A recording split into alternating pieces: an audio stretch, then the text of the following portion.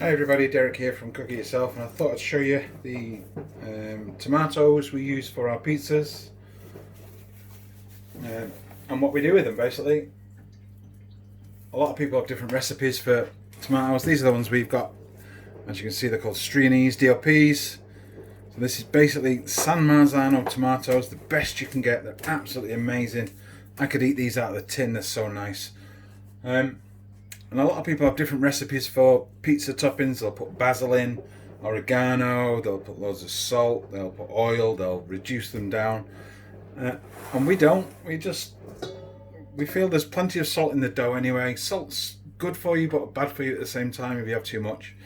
So once you start adding salt in the cheese, salt in the dough, salt in the tomatoes, I think it tends to start to make it unhealthy. And pizza can be really healthy if you have dough that's been fermented right, so it's easy to digest, it's very light, and so that's why we pretty much put nothing in ours. We'll just tip it out, tip our tomatoes out, and then we just basically get stuck in and we just hand crush them.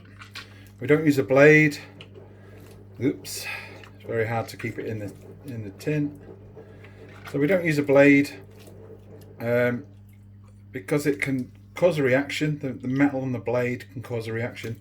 You can use a plastic potato masher if you want to. You can mash them with that. We find it's so much easier to just get your hands in there, get some gloves on. You don't even have to wear gloves if you don't want to. Yes, it does go everywhere a little bit, but as long as you're controlled, you should be able to break these up without squirting too much tomatoes. And to be honest, it's quite therapeutic. Just crush them all down.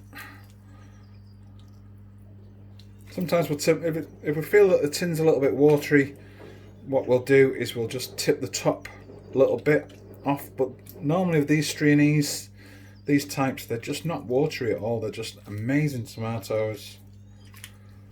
Nothing added. So we don't even put a bit of salt in this. We honestly don't think it needs it.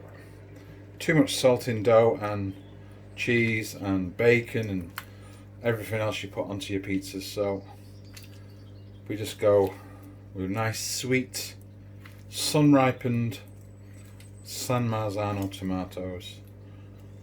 Break up those big bits so it'll spread on your pizza.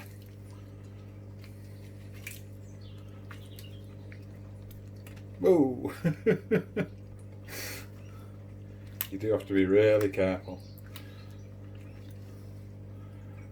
So we just got a few big bits left.